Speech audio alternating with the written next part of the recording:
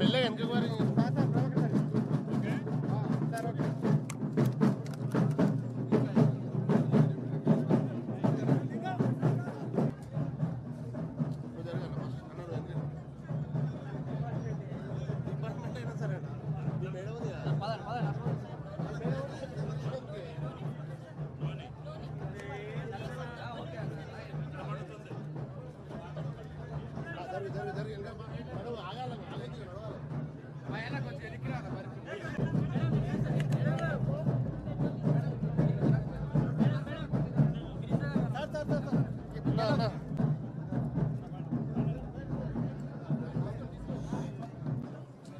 అన్న ఎందుకు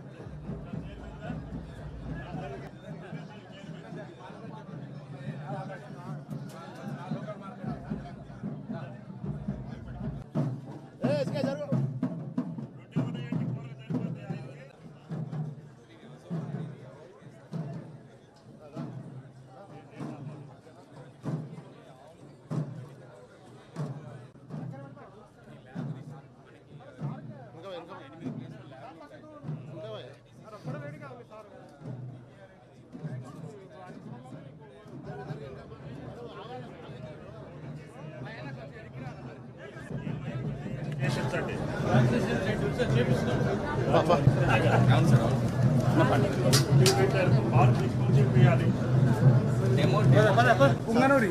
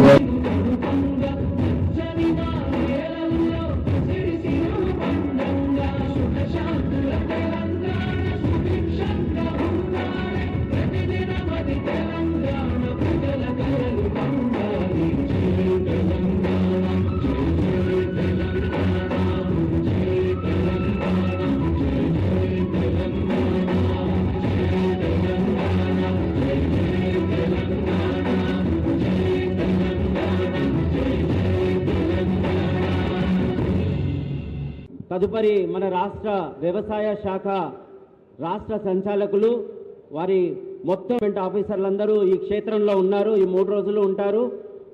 వారి యొక్క director of agriculture Telangana state doctor B Gopi గారు ఐఏఎస్ గారు వారి సందేశం ఇవ్వవలసిందిగా. ఎరువుల వాడకం ఎంత ఉన్నది దేశంలో, రైతులు అప్పుడు తెలియదు ఏంటంటే ఒక హెక్టార్కి దాదాపు 1 హెక్టార్కి 148 కేజీలు ఎరువులు మనం వాడుతున్నాం. అదే మన రాష్ట్రంలో ఇట్లా మనం ఇప్పుడు నూతన విధానాలు కార్యాచరణ తీసుకోవడం జరిగింది. దీంట్లో పాటు మనం ప్రతి వారం మంగళవారం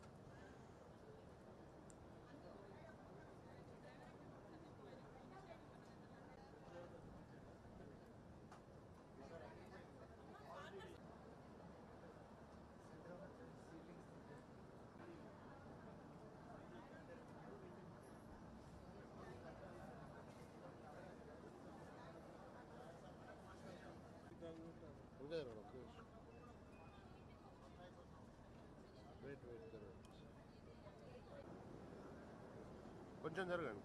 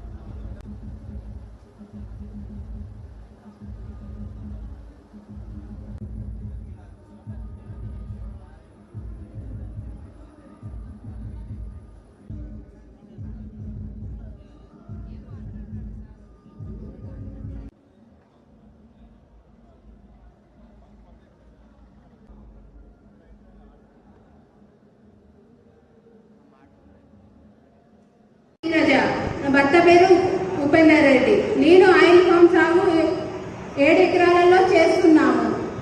ఇప్పటి నాకు గవర్నమెంట్ సబ్సిడీ ద్వారా చెట్లు వచ్చినాయి, డ్రిప్ కూడా వచ్చింది.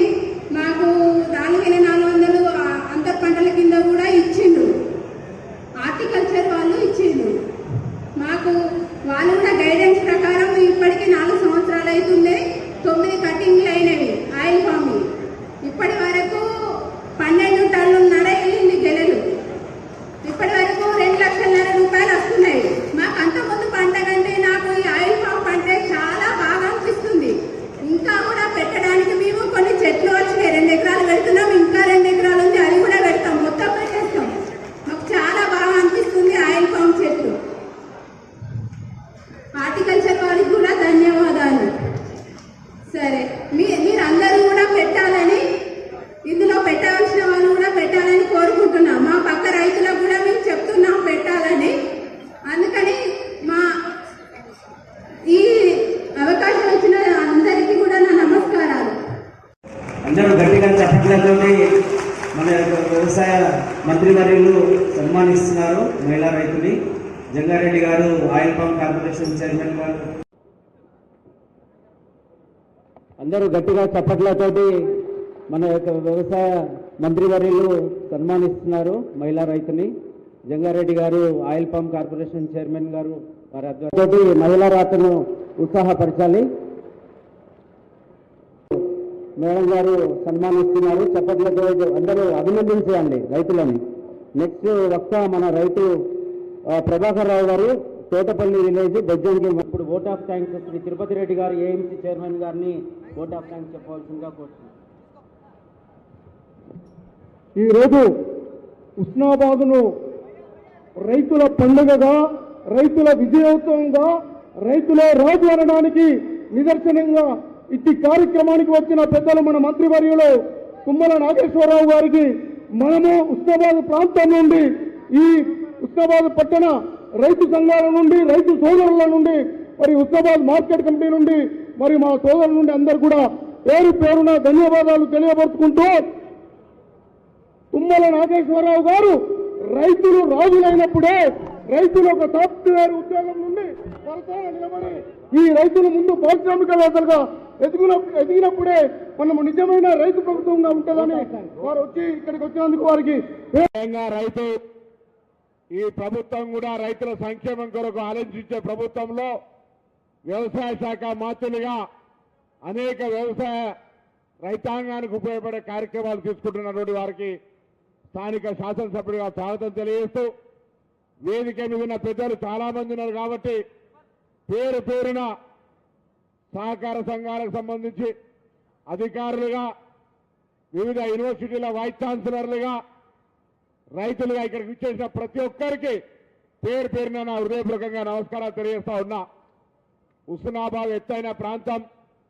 ఈ ప్రాంతానికి సంబంధించి జంగా రాఘవరెడ్డి గారు చెప్తున్నట్టుగా తొండలు గుడ్డు పెట్టే ప్రాంతం అంటారు, కానీ ఇక్కడ కూడా కొంత గొప్ప హార్టికల్చర్ ఉండే. ఇప్పుడు మరింతగా ముఖ్యమంత్రి రేవంత్ రెడ్డి గారి సహకారంతో గతంలో వైఎస్ రాజశేఖర రెడ్డి గారు ఫౌండేషన్ వేసినటువంటి 2007 దాదాపు 18 సంవత్సరాల క్రితం వేసినటువంటి గౌరవెల్లి ప్రాజెక్టును పూర్తి చేయడానికి డబ్బులు సేకరించి 3 జిల్లా కలెక్టర్లు అహర్నిశలు భూసేకరణ జరిపి ప్రాంతం అంతా సస్యశామనం చేసే సందర్భంలో మా రైతులంతా మారుతున్న కాలానికి అనుగుణంగా సాంప్రదాయ పంటలతో పాటుగా వాణిజ్య పంటల్ని, మారుతున్నటువంటి పంటల యొక్క సాంప్రదాయ పద్ధతుల్ని, యాంత్రీకరణను, అదేవిధంగా రైతులకు సంబంధించినటువంటి నూతన మెలకువల్ని, శాస్త్రవేత్తల సలహాలను తీసుకునే విధంగా ఈరోజు ఇక్కడ వ్యవసాయ ప్రదర్శన ఏర్పాటు చేయడం జరిగింది. ఈ కిసాన్ మేళా 3 రోజుల పాటు ఉంటుంది. నేను హుస్నాబాద్ నియోజకవర్గంతో పాటుగా పక్కన కరీంనగర్ జిల్లా, సిద్దిపేట జిల్లా, జనగామ, హన్మకొండ జిల్లా రైతులు ఎవరైనా సరే ఇక్కడికి వచ్చి వ్యవసాయ శాస్త్రవేత్తలు, వ్యవసాయ అనుభవం ఉన్నటువంటి రైతులు, అధికారులు ప్రతిరోజు ఇక్కడ వారికి సంబంధించిన సబ్జెక్ట్స్ మీద రైతులకు చైతన్యం కలిగజేసే ప్రయత్నం జరుగుతుంది. ఈ అవకాశాన్ని వినియోగించుకోండి. మనం ఎక్కడో పోయి వ్యవసాయం మీద అవగాహన తెచ్చుకునే కార్యక్రమం కాదు, మన ఊర్లోనే జరుగుతోంది. మీ ఎన్ని పనులున్నా రైతులకు దయచేసి అందరికీ పేరు పేరున ఆహ్వానం పలుకుతా ఉన్నా. మీరు ఒక్కసారి ఈ 3 రోజులు జరిగేటువంటి కిసాన్ మేళకు వచ్చి, మరి అది హార్టికల్చరా, అగ్రికల్చరా, సెరికల్చరా, ఎనిమల్ హస్బెండరీ, ఏదైనా కావచ్చు, పౌల్ట్రీ కావచ్చు, లేదా ఫిషరీస్ కావచ్చు, అన్ని రకాల మరి ఇక్కడ ప్రదర్శనలు జరుగుతూ ఉన్నాయి. వాటి ద్వారా రైతు గర్వంగా తలెత్తుకొని తనకు ఉండబడేటువంటి ఇబ్బందుల నుంచి అధిగమించాలనే ఆలోచనతో ఈ కార్యక్రమం చేస్తా ఉన్నాం. నాగేశ్వరరావు గారు అడగగానే నాకు కేబినెట్లో ఒక అన్నగా అనేక సందర్భాల్లో చాలా సీనియర్ మంత్రి, మొత్తం ఇప్పుడున్నటువంటి కేబినెట్లో అనేక సంవత్సరాలు మంత్రిగా ఉన్నటువంటి వ్యక్తి తుమ్మల నాగేశ్వరరావు గారు. అన్నా మాది జిల్లా కేంద్రం కాదు, కానీ రైతులు మొత్తం గ్రామీణ ప్రాంతం, ఇక్కడ ఒక అవగాహన సదస్సు పెట్టాలి, కిసాన్ మేళా నిర్వహించాలనగానే వారు ఒప్పుకొని సంబంధిత అధికారులందరినీ ఆదేశించి ఈరోజు ఇక్కడ ఈ యొక్క కిసాన్ మేళా కార్యక్రమం జరుగుతోంది. ఈ కిసాన్ మేళా ఉద్దేశం ఈ ప్రాంత రైతులంతా చైతన్యమై మరింత ఆదాయాన్ని పెంచుకొని ఆర్థికంగా ఎదగడానికి అవకాశం వినియోగించుకోవాలనేటువంటి ఆకాంక్ష.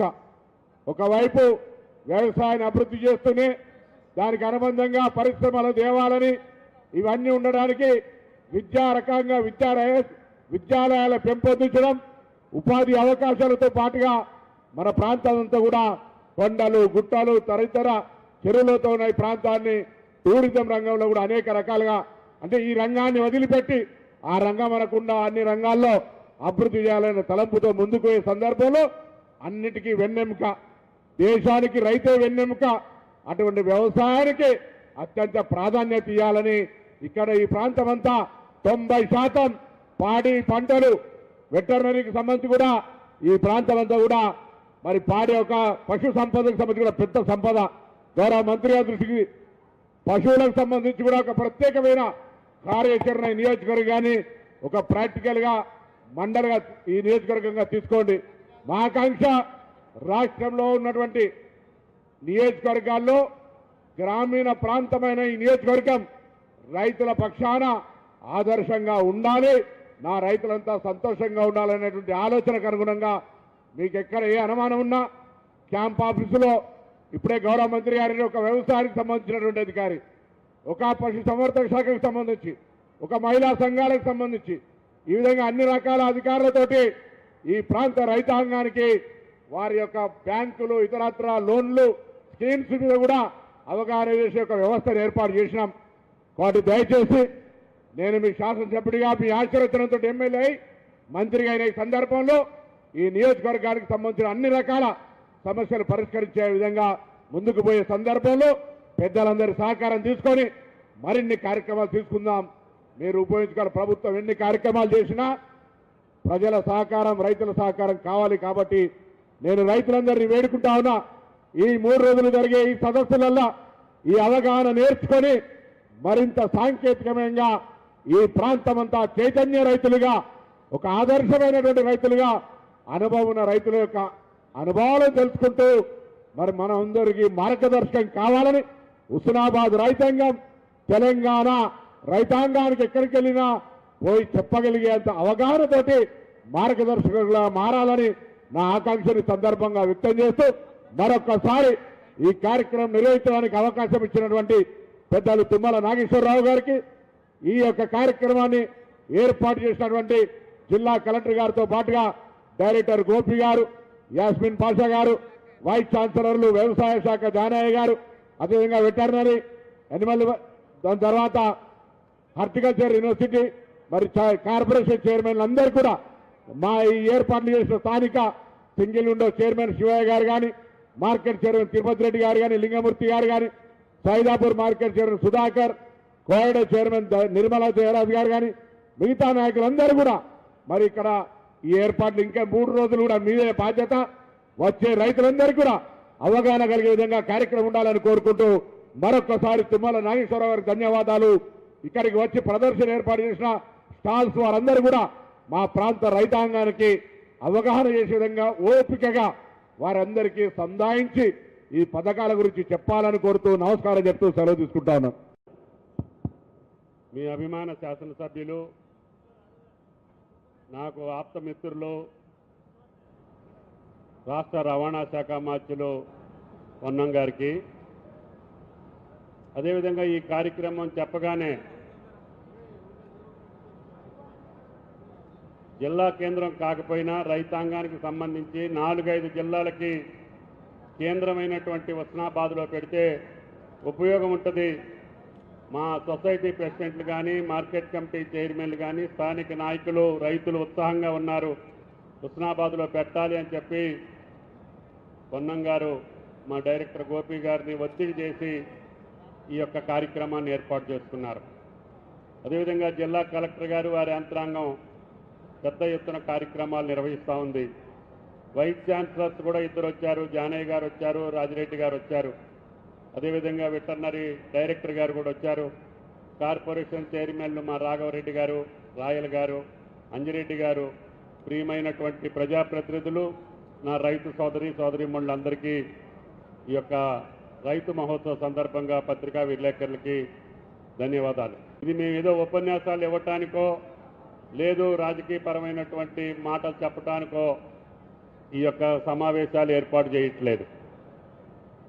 మారుతున్నటువంటి వాతావరణ పరిస్థితులు కావచ్చు, లేదు యాంత్రీకరణ కావచ్చు, విత్తనాలు కావచ్చు, వ్యవసాయ పద్ధతులు కావచ్చు, పంటల మార్పిడి కావచ్చు, సేంద్రియ పద్ధతిలో చేస్తే ఏ రకంగా ఆ పంటలకు డిమాండ్ ఉంటుందో, లేదు ఎరువులు ఎక్కువ వేస్తే వచ్చే అరిష్టాలేంటో రైతాంగానికి పూర్తి స్థాయిలో అవగాహన ఉంటే, తెలియక మేము మా తాతల తండ్రులు చేసిన వ్యవసాయమే చేసుకుంటా పోతా ఉంటే ఆ కుటుంబాల యొక్క జీవితాలు కూడా అరాకొరాగానే అదే ఆదాయంతో ముందుకు రాలేకపోతున్నాయి. అందుకనే భూమి ఎట్లాగూ పెరగదు, మన ఆదాయాన్నే పెంచుకోవాలి. ఆదాయం పెరగాలంటే ఈ ప్రపంచానికి కావలసినటువంటి వస్తువులను మనం పండియాలి.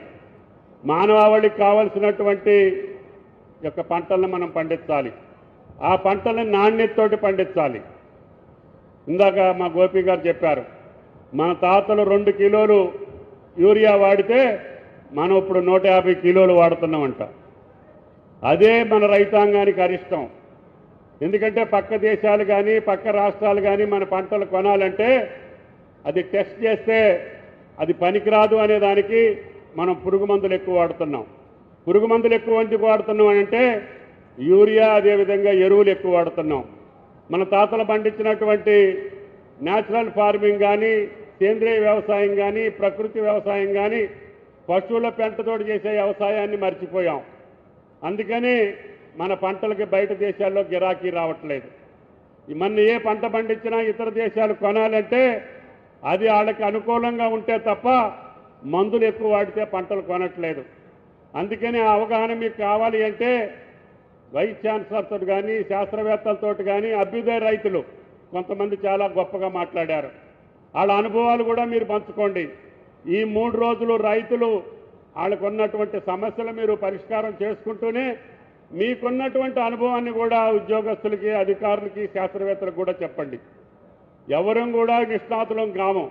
అనుభవపూర్వకంగా వచ్చే అనుభవాలని మనం నేర్చుకొని పరస్పరం మార్పిడి చేసుకొని మీకేం కావాలో శాస్త్రవేత్తలు ఏం చేయాలి, మీకేం కావాలో ప్రభుత్వం ఏం చేయాలి, మీకేం కావాలో మిగతా శాఖల పరంగా మీకు ఏ అవసరాలు ఉన్నాయో ప్రభుత్వం దృష్టికి రావటం కోసం మా జానయ్య గారు శాస్త్రవేత్తలనే మీ గ్రామాలకు పంపించారు.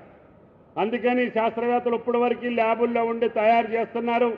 వాళ్ళ యొక్క పరిజ్ఞానాన్ని రైతాంగానికి చేరట్లేదనే ఉద్దేశంతో వాళ్ళ యొక్క శాస్త్ర విజ్ఞానాన్ని మొత్తాన్ని మీకు చెప్పాలని చెప్పి మీ గ్రామాలకే పంపించారు. ఇప్పటికే 1000 గ్రామాలు పూర్తయినాయి. మిగతా గ్రామాలకు కూడా శాస్త్రవేత్తలు తిరుగుతున్నారు. దానికి వ్యవసాయ విశ్వవిద్యాలయానికి ప్రత్యేకంగా మనం ధన్యవాదాలు తెలియజేస్తున్నాం. అదేవిధంగా హార్టికల్చర్ విశ్వవిద్యాలయం కూడా కార్యక్రమం తీసుకోవాలి. ఈనాడు దేశంలో ఏ పంటలు పండుతున్నాయి, మన భూమికి ఏ పంటలు అవసరం, ఏ పంటలు పండితే మన రైతు నిశ్చింతగా నిర్భయంగా ఉండగలుగుతాడు, ఆదాయాన్ని సంపాదించుకోగలుగుతాడు. హార్టికల్చర్ కూడా మీరే చెప్పారు, యాస్మిన్ గారు కానీ డైరెక్టర్. అదేవిధంగా తక్కువ ఉన్నది మన రాష్ట్రంలో హార్టికల్చర్ పంటలో దిగుబడి తక్కువ ఉంది. కూరగాయలు కూడా మనం పక్క రాష్ట్రాల నుంచి తెచ్చుకుంటున్నాం. ఇందాక పందిరి వ్యవసాయం చేసే రెడ్డి గారు చెప్పారు, ఆయన ఇప్పుడు 50-60 ఎకరాలు పందిరి వ్యవసాయాన్ని చేసి సేంద్రియంతో ఈరోజు చుట్టుపక్కల జిల్లాలకు సప్లై చేస్తున్నాడు. అంటే ఆయనకి ఎప్పుడూ కూడా వ్యవసాయ పరంగా ఇబ్బంది జరగల, ధరల పరంగా ఇబ్బంది జరగల. అందుకని మనం కూడా మన రాష్ట్రానికి సరిపోని ఉత్పత్తులే కాకుండా పక్క రాష్ట్రాలకి, పక్క దేశాలకు పంపించే స్థాయికి తెలంగాణ రైతు వెళ్ళాలి. అందుకని ముఖ్యమంత్రి రేవంత్ రెడ్డి గారు ఆయన అధికారంలోకి వచ్చాక మొట్టమొదటిగా నాకు ప్రాధాన్యమైనటువంటి పద్ధతి రైతన్నకి నాకు ఎంత శక్తి ఉంటే అంత నేను ఖర్చు పెట్టి తెలంగాణ రైతుని కాపాడుకుంటేనే మనకి ఈ అవకాశాలు ఇచ్చినటువంటి రైతులకి సంతోషంగా ఉంటారని. అందుకనే మొట్టమొదటి పంట కాలంలోనే సుమారు 35,000 కోట్లు రైతుల ఖాతాల్లో జమ చేశాం. ఆర్థికపరమైన వెసులుబాటు లేకపోయినా, కష్టాలున్నా వేరే రకాలైనటువంటి కట్టడి చేసి రైతాంగాన్ని ఆదుకోవాలని 1-2 సందర్భాల్లో ఆలస్యమైంది. నిన్న కేబినెట్లో ముఖ్యమంత్రి గారు చెప్పారు, ఈ సంవత్సరం రైతు భరోసా వాళ్ళ పంటలు వేయకముందే వాళ్ళ జేబుల్లోకి వెళ్ళాలి అని చెప్పి నిన్న ముఖ్య కార్యదర్శికి ఆదేశించారు. తప్పకుండా అతి కొద్ది రోజుల్లోనే మీరు ఇత్తనం నాట్లు పెట్టకముందే మీ రైతు భరోసా మీ ఖాతాల్లో ఏపిస్తామని చెప్పి కూడా ఈ సందర్భంగా మనం చేస్తున్నాం మాట. అదేవిధంగా మీకు సంబంధించినటువంటి అన్ని వ్యవసాయాలకు సంబంధించినటువంటి కార్యక్రమాలు మేము ముందుగానే వెళ్తున్నాం. జానయ్య గారు ఇంకా మేలైనటువంటి మూల ఇత్తనాలను మీ ఊర్లకు పంపించారు. ప్రతి గ్రామంలో కూడా పెసలు కానీ కందులు కానీ వరి కానీ వాళ్ళు తయారు చేసేటువంటి అత్యుత్తమైనటువంటి వంగడాలు మీకు పంపించారు. మీరు వాటిని మల్టిప్లై చేసి పక్క రైతులకు ఇస్తే కల్తీ విత్తనాల బాధ తప్పుద్ది, రైతులు మోసపోయేటటువంటి పరిస్థితి ఉండదు. అందుకనే వ్యవసాయ విశ్వవిద్యాలయ సహకారంతో రాష్ట్రం మొత్తం అన్ని గ్రామాల్లో ఉన్నటువంటి అభ్యుదయ రైతులకి విత్తనాలు పంపిణీ చేశాం. శాస్త్రవేత్తలను మీ దగ్గరికి పంపిస్తున్నాం. ఎప్పుడూ చరిత్రలో లేదు ఈ రకమైనటువంటి రైతాంగానికి కావాల్సినటువంటి కార్యక్రమాలు. ఇప్పుడు మా రాయల్ గారు ఉన్నారు, మనం పండించినటువంటి పంటనన్నింటినీ ఆపాలి, దాచుకోవాలంటే కూడా గోడౌన్ లేవు. మీ మంత్రి గారు అడుగుతున్నారు, అందుకనే కలెక్టర్ గారు స్థలం ఇస్తే మీ హుస్నాబాద్లో కూడా గోడౌన్లు ఏర్పాటు చేస్తామని చెప్పి కూడా ఈ సందర్భంగా మనం చేస్తున్నాం. ఈ రకంగా మనకు కావాల్సినటువంటి ఆయిల్ ఫామ్ ఫ్యాక్టరీ కూడా మీకు దగ్గరలోనే వస్తుంది. ఇది రాష్ట్రంలోనే పెద్ద ప్రాజెక్టు. ఇది ఇప్పటికే 60 టన్నులతోటి మొదలుపెట్టాం. అది 90, 120 టన్నుల దాకా కూడా దాని కెపాసిటీ పెంచుకొని రిఫైనరీ చేసేది కూడా తెలంగాణలో లేదు. దాన్ని కూడా ఇక్కడే నెర్మెట్లోనే ఏర్పాటు చేసి రేపు రాబోయే నెలలోనే ఆ ప్రాజెక్ట్ని ప్రారంభిస్తామని చెప్పి కూడా మీకు ఈ సందర్భంగా మనం చేస్తున్నాం. ఒక ఆయిల్ ఫామే కాదు, మీరు ఏ రకమైనటువంటి హార్టికల్చర్ పంటలు పండించేదానికి అనేక అవకాశాలు మన తెలంగాణ రాష్ట్రానికి ఉన్నాయి. ఇప్పుడు 33 జిల్లాలలో 31 జిల్లా ఆయిల్ ఫామ్కి ఉపయోగపడుతుంది. ఆయిల్ ఫామ్ పండించుకునే దానికి అవకాశాలు ఉన్నాయని చెప్పి పర్మిషన్ తెప్పించాం. అన్ని జిల్లాల్లో కూడా ఆ పంటను వేశారు. ఇందాక కొద్దిమంది రైతులు చెప్పారు, 3వ సంవత్సరం 4వ సంవత్సరంలోనే వాళ్ళకి ఆదాయం వస్తూ ఉంది. 3 సంవత్సరాల్లో కూడా మీరు కూరగాయలు కానీ వేరే అంతర పంటలు వేసినా కూడా మీకు ఆదాయం వస్తుంది. అదేవిధంగా మీకు హార్టికల్చర్ నుంచి పైసలు కూడా వస్తాయి. ఈ రకంగా మీరు ఏది కావాలంటే అది వ్యవసాయ శాఖ పరంగా మా డైరెక్టర్ గోపి గారు కానీ, యాస్మిన్ గారు కానీ, మా చైర్మన్లు కానీ, రేవంత్ రెడ్డి గారు చెప్పినటువంటి అన్ని పద్ధతులను అమలు చేయడానికి వ్యవసాయ శాఖ సిద్ధంగా ఉంది. కాబట్టి భగవంతుడు ముందుగానే తొలకరించింది అనుకున్నాం. మళ్ళీ 4-5 రోజులు గ్యాప్ వచ్చింది. రోహిణి కార్తె కూడా దగ్గర పడింది. మృగశిర కార్తెలో మీరు అన్నీ కూడా మళ్ళీ వ్యవసాయ సన్నద్ధం చేసుకోవాలి. దానికి ముందుగానే కేంద్రం అంజిరెడ్డి గారు కూడా ఉన్నారు. ఎరువులు మనకు పూర్తి స్థాయిలో సప్లై చేయట్లేదు. యూరియా అడుగుతున్నాం, డిఏపి అడుగుతున్నాం.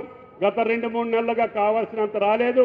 9వ తారీఖున మంత్రి గారి దగ్గరికి మేము వెళ్ళి తప్పకుండా మనకు కావాల్సినటువంటి ఎరువులన్నింటినీ ముందే బఫర్ స్టాక్ పెట్టుకోమని చెప్తున్నాం. విత్తనాలకు సంబంధించి కూడా ఏ లోటు లేకుండా అన్ని రకాల విత్తనాలను కూడా సిద్ధంగా ఉంచాం. ఏ కార్యక్రమానికైనా సరే రాష్ట్ర ప్రభుత్వం ముందస్తు ప్రణాళికతోటి ముందుకెళ్తున్నాం. కాబట్టి ఎటువంటి ఆటంకాలు లేకుండా, ఎటువంటి ఇబ్బందులు లేకుండా మీ పంటల్ని పండించి మేమే కొనుగోలు చేస్తున్నాం. మీ దగ్గర